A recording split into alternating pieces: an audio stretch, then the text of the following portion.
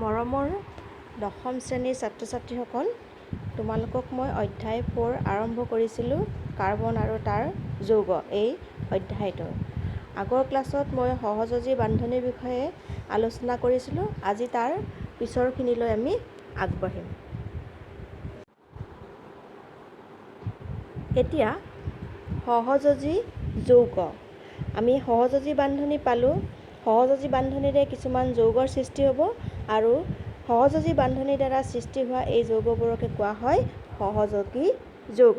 অৰ্থাৎ কালি যে আমি পাইছিলোঁ হাইড্ৰজেন, ক্লৰিন, নাইট্ৰজেন, অক্সিজেন এই যৌগবিলাক একো একোটা সহযোগী যৌগৰ উদাহৰণ।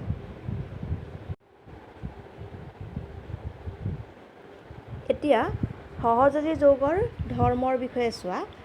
সহযোগী যৌগৰ অণুবোৰৰ আন্তঃআণৱিক আকৰ্ষণ বল কম, সেয়ে ইহঁতৰ গলনাংক আৰু উতলাংক নিম্ন। আমি আয়নীয় যৌগৰ ক্ষেত্ৰত পাইছিলোঁ যে সিহঁতৰ আন্তঃআণৱিক যিটো আকৰ্ষণ বল, বিদ্যুৎস্থিত আকৰ্ষণ বল অতি শক্তিশালী আছিল, সেইকাৰণে সিহঁতৰ গলনাংক উতলাংক উচ্চ আছিল। কিন্তু সহযোগী যৌগবিলাকৰ ক্ষেত্ৰত আণৱিক আকৰ্ষণ বলেৰে সিহঁতে গঠিত, গতিকে এই বলটো দুৰ্বল, সেইকাৰণে ইহঁতৰ গলনাংক বা উতলাংক কম। 2 নম্বৰ, সহযোগী যৌগবোৰ বিদ্যুতৰ কুপৰিবাহী, কাৰণ ইহঁতে কোনো আয়ন গঠন নকৰে। বিদ্যুতৰ পৰিবাহী হ'বলৈ হ'লে আয়ন থাকিব লাগিব, যিহেতু ইহঁতে আয়নৰ সৃষ্টি নকৰে, গতিকে ইহঁতে বিদ্যুতৰ পৰিবহণ কৰিব নোৱাৰে। 3 নম্বৰ, সহযোগী যৌগবোৰ পানীত অদ্ৰৱণীয় কিন্তু জৈৱ দ্ৰাৱকত দ্ৰৱণীয়। এইখিনি হ'ল সহযোগী যৌগৰ ধৰ্ম।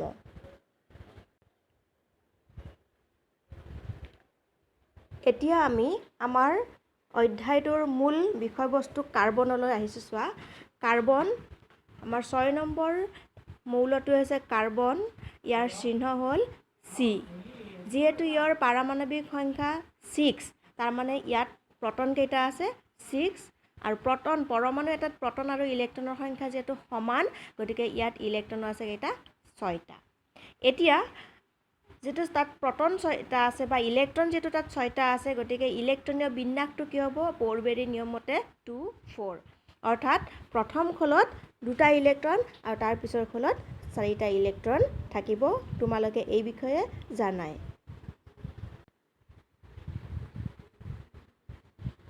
গতিকে আমি কাৰ্বনৰ এনাৰ্জি কক্ষকেইটা, শক্তি কক্ষকেইটা আমি এনেধৰণে আঁকিব পাৰোঁ। চেণ্টাৰটোত আছে নিউক্লিয়াছ, তাৰে পিছত প্ৰথম খোলটো আছে। প্ৰথম খোলটোত মই 2টা ডট দিছোঁ। চোৱা, ৰঙা 2টা ডট দিছোঁ। সেই ডট দুটাই 2টা ইলেক্ট্ৰনক প্ৰতিনিধিত্ব কৰিছে, কাৰণ কাৰ্বনৰ ইলেক্ট্ৰনীয় বিন্যাস 2, 4। প্ৰথম খোলটোত 2টা ইলেক্ট্ৰন আৰু তাৰে পিছৰ খোলটোত কেইটা ইলেক্ট্ৰন দিছোঁ? মই 4টা ইলেক্ট্ৰন দিছোঁ। এইটোৱে হ'ল কাৰ্বনৰ মূল কথা। এইখিনি কথা জানিলে আমি পিছৰখিনি কথা জানিম।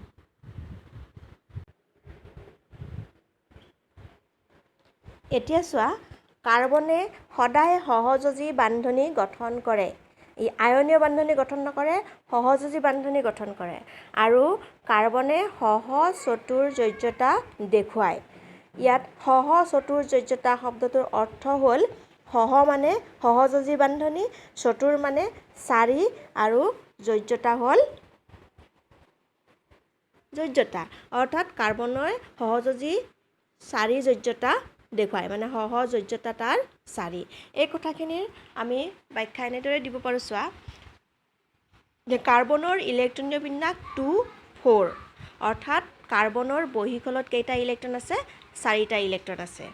গতিকে ই আয়নীয় বান্ধনি গঠন কৰিবলৈ হ'লে 4টা ইলেক্ট্ৰন এৰি দিব নাইবা গ্ৰহণ কৰিব। এতিয়া চোৱা, যিহেতু তাৰ বাহিৰৰ খোলত 4টা ইলেক্ট্ৰন আছে, গতিকে সুস্থিৰ হ'বলৈ হ'লে 8টা ইলেক্ট্ৰন লাগিব। যদি 8টা ইলেক্ট্ৰন লাগে, সি কি কৰিব? 4টা বাহিৰৰ খোলত যোগ কৰিব, কাৰণ 4টা তাৰ আছে, আৰু 4টা যোগ কৰিলে, গ্ৰহণ কৰিলে 8টা হ'ব, তেতিয়া সুস্থিৰ হ'ব। তেতিয়া সি এটা এনায়ন গঠন কৰিব, আৰু সি আন এটা উপায় সি ল'ব পাৰে যে সি তাৰ 4টা ইলেক্ট্ৰন এৰি দিব পাৰে। 4টা ইলেক্ট্ৰন এৰি দিলে তাৰ প্ৰথম খোলটো থাকিল, প্ৰথম খোলটো 2টা ইলেক্ট্ৰনেৰে সি সুস্থিৰ, গতিকে তেতিয়াও সি সুস্থিৰ সজ্জা পাব। আৰু যদি সেইটো হয়, তেতিয়াহ'লে যদি 4টা ইলেক্ট্ৰন সি গ্ৰহণ কৰে, তেতিয়াহ'লে সি কাৰ্বন 4- আয়ন গঠন কৰিব, আৰু যদি সি 4টা ইলেক্ট্ৰন এৰি দিয়ে, তেতিয়াহ'লে সি কাৰ্বন 4+ আয়ন গঠন কৰিব। কিন্তু কথাটো হ'ল আৰু তেতিয়াহ'লে সি কি কৰিব আয়নীয় বান্ধনি গঠন কৰিব। কিন্তু এই দুটা অপশ্যনৰ সি কোনোটোৱে নকৰে। কাৰণ চোৱা নাম্বাৰ 1 4টা ইলেক্ট্ৰন গ্ৰহণ কৰিলে মাইনাছ হয়, 4টা গ্ৰহণ কৰিব গতিকে 4- গ্ৰহণ কৰি 4- আয়ন গঠন নকৰে। কিয়? কাৰণ কাৰ্বনৰ নিউক্লিয়াছত থকা 6টা প্ৰটনৰ বাবে 10টা ইলেক্ট্ৰন ধৰি ৰখাটো সম্ভৱ নহয়। কাৰ্বনৰ যিটো পৰমাণু ক্ৰমাংক 6 গতিকে তাত প্ৰটন কেইটা আছে 6টা আছে। নিউক্লিয়াছত থাকে, প্ৰটনবিলাক নিউক্লিয়াছত থাকে আৰু প্ৰটনবিলাকে ইলেক্ট্ৰনবিলাকক আকৰ্ষণ কৰি থাকে। এতিয়া নিউক্লিয়াছত 6টা প্ৰটনেই থাকিব, কিন্তু 4টা ইলেক্ট্ৰন সি যেতিয়া এক্সট্ৰাকৈ গ্ৰহণ কৰিব ইলেক্ট্ৰনৰ সংখ্যা কিমান হৈ যাব 6 - 10টা হৈ যাব আৰু 10টা ইলেক্ট্ৰনক 6টা প্ৰটনে আকৰ্ষণ কৰি ধৰি ৰখাটো সম্ভৱ নহয়। অৰ্থাৎ কাৰ্বনে 4- আয়ন গঠন কৰিব নোৱাৰে। 2 নম্বৰ পইণ্টটো চোৱা 4টা ইলেক্ট্ৰন এৰি দিলে কি হয় ধনাত্মক আয়ন হয়, 4টা এৰি দিলে 4+ আয়ন। কাৰ্বন 4+ আয়ন গঠন নকৰে কাৰণ 4টা ইলেক্ট্ৰন আঁতৰাবলৈ যথেষ্ট শক্তিৰ প্ৰয়োজন। আমি এটা ইলেক্ট্ৰন এৰি দিবলৈ হ'লে ইলেক্ট্ৰনটোক কাৰণ কিবা এটা শক্তিৰে ইলেক্ট্ৰনটো বান্ধ খাই আছে, সেই শক্তিখিনি প্ৰয়োগ কৰিব লাগিব, প্ৰয়োগ কৰিলেহে আমি ইলেক্ট্ৰনটো আঁতৰাব পাৰিম। যদি তাত 4টা ইলেক্ট্ৰন আছে, 4টা ইলেক্ট্ৰনক আঁতৰাবলৈ হ'লে যথেষ্ট শক্তিৰ প্ৰয়োজন হ'ব, গতিকে সেইটো আমাৰ সম্ভৱ নহয়। অৰ্থাৎ কাৰ্বনে 4+ আয়নো গঠন নকৰে। যিহেতু কাৰ্বনে এনায়নো গঠন নকৰে, কেটায়নো গঠন নকৰে, গতিকে কাৰ্বনে আয়নীয় বান্ধনিৰ সৃষ্টি কৰিব নোৱাৰে। অৰ্থাৎ কাৰ্বনৰ যৌগবিলাক আয়নীয় বান্ধনিৰে গঠিত নহয়। গতিকে কি কৰে সি গতিকে কাৰ্বনে তাৰ বহীখনত থকা 4টা ইলেক্ট্ৰন আন কাৰ্বন পৰমাণুৰ লগত বা অন্য বেলেগ কাৰ্বনেও হ'ব পাৰে বা অন্য বেলেগ মৌলৰ পৰমাণুৰ লগত ভাগ বতৰা কৰি, মই যিটো সহযোজী বান্ধনিৰ বিষয়ে পঢ়াইছিলোঁ, ভাগ বতৰা কৰি 4ডাল সহযোজী বান্ধনিৰ সৃষ্টি কৰে। অৰ্থাৎ কাৰ্বনে সহচতুৰ্য্যতা দেখুৱায়।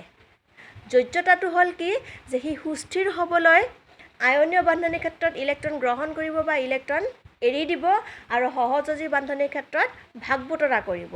যিমানটা ইলেক্ট্ৰন সি গ্ৰহণ কৰে বা এৰি দিয়ে বা ভাগ বতৰা কৰে, সেই যিটো সংখ্যা সেই ইলেক্ট্ৰনৰ সংখ্যাটো হৈছে তাৰ যোজ্যতা।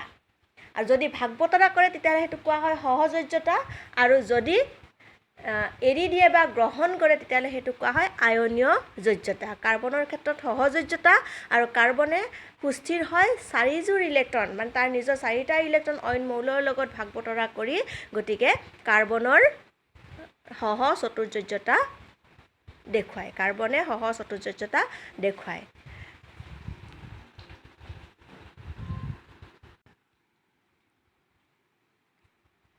এতিয়া কাৰ্বনৰ একেবাৰে সৰলতম যৌগটো হ'ল মিথেন।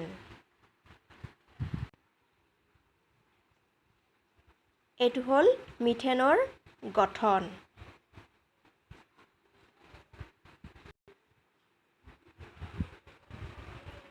মিথেনত থকা বান্ধনিসমূহ ইয়াত চিত্ৰটোত দেখুওৱা হৈছে। চোৱা হাইড্ৰজেনৰ ইলেক্ট্ৰন কেইটা ৰঙা ডটৰে দেখুওৱা হৈছে আৰু কাৰ্বনৰ ইলেক্ট্ৰন কেইটা নীলা ক্ৰছ চিনটোৰে দেখুওৱা হৈছে। কাৰ্বনৰ 4টা ইলেক্ট্ৰন চাৰিওফালে 4টা ক্ৰছ চিন আছে আৰু হাইড্ৰজেনৰ প্ৰত্যেকটোৰে এটাকৈ ইলেক্ট্ৰন আছে। কাৰ্বনে তাৰ 4টা ইলেক্ট্ৰন 4টা বেলেগ বেলেগ হাইড্ৰজেন পৰমাণুৰ লগত এযোৰকৈ ভাগ বতৰা কৰে, কৰি 4ডাল সহযোজী বান্ধনিৰ সৃষ্টি কৰে। তাৰমানে এটা হাইড্ৰজেনৰ লগত এটা ইলেক্ট্ৰন কাৰ্বনৰ, আন এটা হাইড্ৰজেনৰ লগত কাৰ্বনৰ এটা ইলেক্ট্ৰন হৈ এযোৰ ইলেক্ট্ৰন, আৰু এটা হাইড্ৰজেনৰ লগত এযোৰ ইলেক্ট্ৰন, আন এটা হাইড্ৰজেনৰ লগত এযোৰ ইলেক্ট্ৰন। গতিকে 4টা হাইড্ৰজেন পৰমাণুৰ লগত ভাগ বতৰাৰ দ্বাৰা কাৰ্বনে 4ডাল কাৰ্বন হাইড্ৰজেন বান্ধনি গঠন কৰে আৰু তাৰ ফলত মিথেন অণুটোৰ গঠন হয়।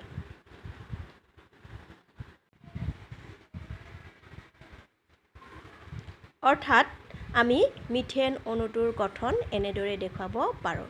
কাৰ্বনটোৰ লগত 4ডাল কাৰ্বন হাইড্ৰজেন বান্ধনিৰে মিথেন অণুৰ সৃষ্টি হৈছে। আজিলৈ ইমানতেই সামৰিছোঁ।